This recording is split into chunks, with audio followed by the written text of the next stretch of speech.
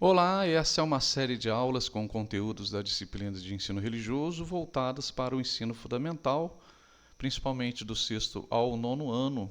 Esse é o canal O Ensino Religioso Fundamental e sou eu, professor Patrick, que vou trabalhar com vocês esses conteúdos e aulas. Então vamos lá?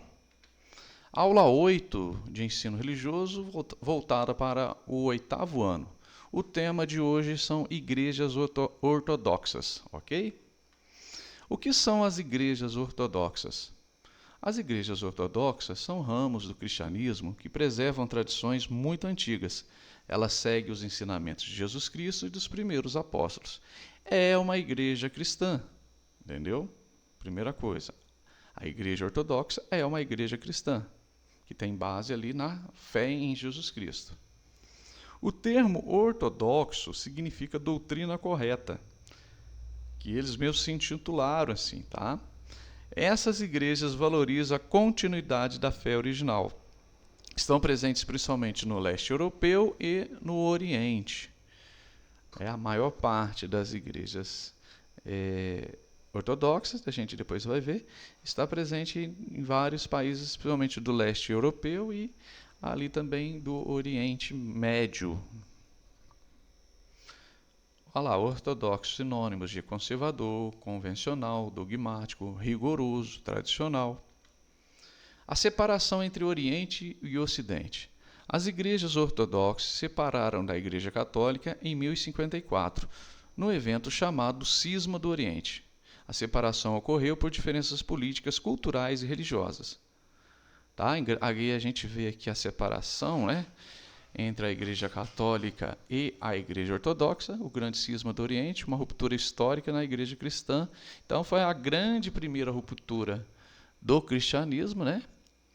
Até lá o ano 1054, né, a Igreja Católica, né, ela tinha aí ela prevalecia, né, como a Igreja cristã, a única representante cristã, e a partir dessa ruptura surge a Igreja Ortodoxa. A primeira separação, muita gente se engana, tá? Achando que é o protestantismo. Mas a primeira separação da Igreja ocorreu na ortodoxia, né? Na criação das igrejas ortodoxas em 1054. E um dos grandes motivos também, gente, é a questão, por exemplo, da autoridade papal, né? Um dos motivos é isso. Eles não queriam a liderança do Papa que estava lá em Roma. E a partir disso eles criaram os patriarcas, que cada patriarca é responsável pela sua igreja nacional. As igrejas ortodoxas, elas são igrejas nacionais. Por exemplo, existe a igreja ortodoxa russa, a grega, e cada uma dessas igrejas existe um bispo, né, que é como um papa para eles, que se chama patriarca, que é responsável por essa igreja. Cada lado, né, católicos e evangélicos, desenvolveu suas próprias tradições. Mesmo assim, ambos continuam cristãos. O cisma marcou o início das igrejas ortodoxas independentes. Então a gente vê aqui no mapa, né, que essa parte aqui mais rosa, né, ficou aí prevalecência de católicos. E depois essa parte mais roxa, né, ligada ali a mais ao leste europeu, países como Ucrânia, Macedônia, Geórgia, a própria Rússia, elas entraram, né, tiveram aí o domínio de igrejas ortodoxas. A estrutura das igrejas ortodoxas. As igrejas ortodoxas não têm um único líder como o Papa. Elas são organizadas em igrejas nacionais, como a russa, a grega e a sérvia. Cada uma é liderada por um patriarca ou arcebispo, né, como eu estava dizendo antes. Todas compartilham a mesma fé e doutrina. Trabalham de forma autônoma, mas em comunhão uma com a outra. Então a gente vê os patriarcas, aqui, né, com o Putin aqui, né, o presidente lá da Rússia, deve ser o patriarca da Rússia. Há um outro patriarca aqui, junto com o Papa Francisco, né? E, novamente, que eu acho que deve ser o patriarca russo. São as figuras dos patriarcas que a gente encontra aí, né? A importância da tradição. A tradição é muito valorizada nas igrejas ortodoxas. Os fiéis seguem costumes antigos, transmitindo de geração em geração. A liturgia mantém cantos, orações e rituais antigos. Ícones e símbolos também têm grande importância. A fé se mantém através da história da igreja. Ícones, gente, são essas figuras, né? Dentro das igrejas ortodoxas, eles não têm a questão da imagem, feito de uma... As imagens podem ser feitas de madeira, gesso, pedra. Então, eles têm, né, as pinturas, essas pinturas aqui que eles chamam de ícones.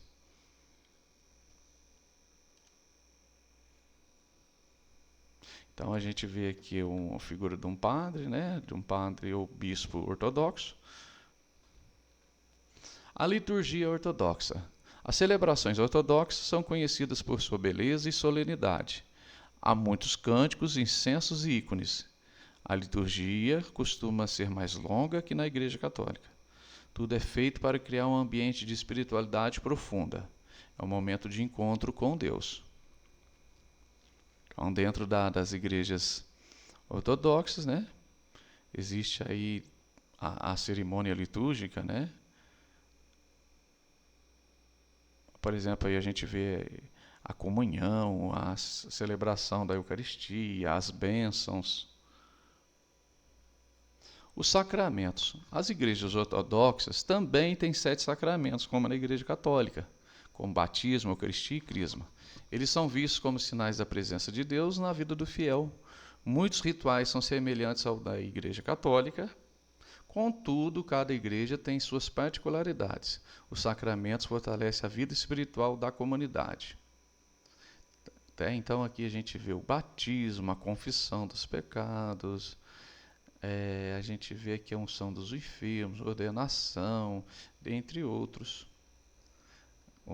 sacramentos. Os ícones e sua função. Os ícones são imagens sagradas muito presentes nas igrejas ortodoxas. Eles representam santos, Jesus e Maria.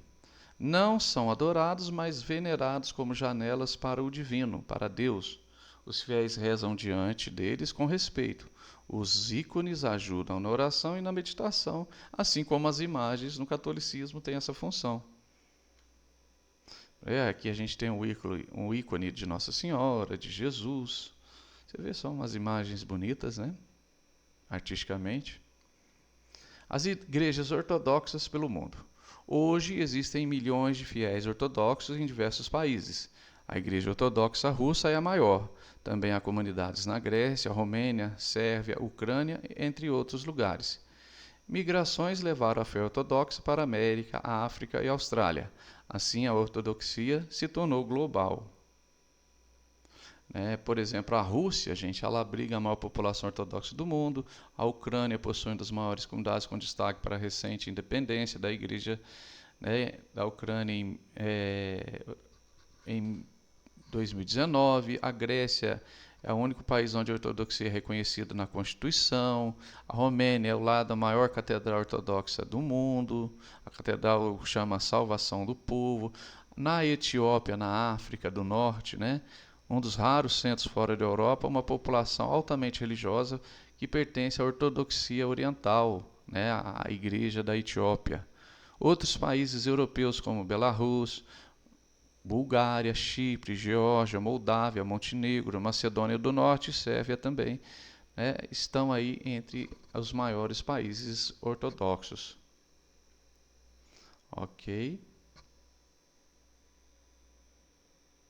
E é isso, gente. Obrigado pela sua participação e até uma próxima.